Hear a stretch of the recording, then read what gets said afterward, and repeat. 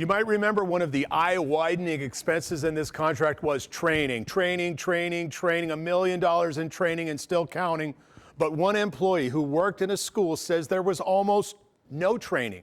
We hid her identity because she doesn't want to make any waves with her current employer. The COVID-19 school monitors. Nashville Public Schools paid to have 2 monitors in every school. You sat in a room with a little desk and you just sat there.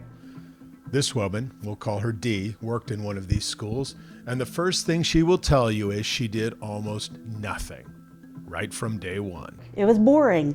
It was really boring. And I said to this guy, I said, is this what you do? You sit in this room for 8 hours? He said, well, no, occasionally I get up and walk the hall. And at the end of the day, I go out and go to one of the doors where the children leave. And that was it. You made sure children had masks, that they social distanced, but the teachers were already doing that. You know, the school already had that in place. You've seen all of the training bills, $245,000 a month. Train the trainer. But on the ground, in the schools, how much training did Dee say she had? There was no training. You went online and answered some questions about COVID, and that was your training.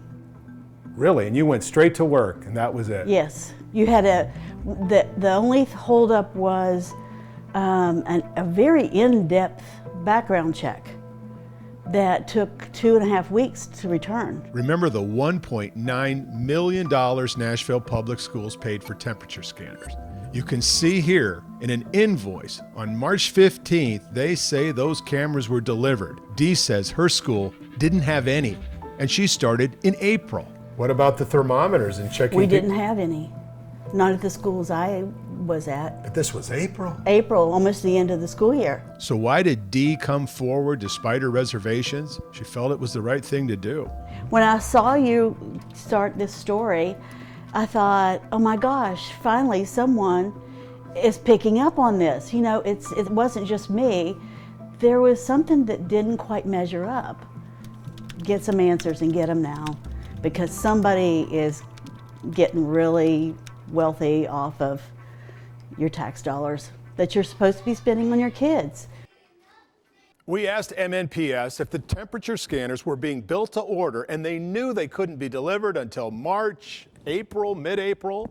Was it not a waste of taxpayer money? We got absolutely no response. The only way to get to the bottom of this contract is an investigative audit. I'm Dennis Ferrier, Fox 17 News, your Code Red station.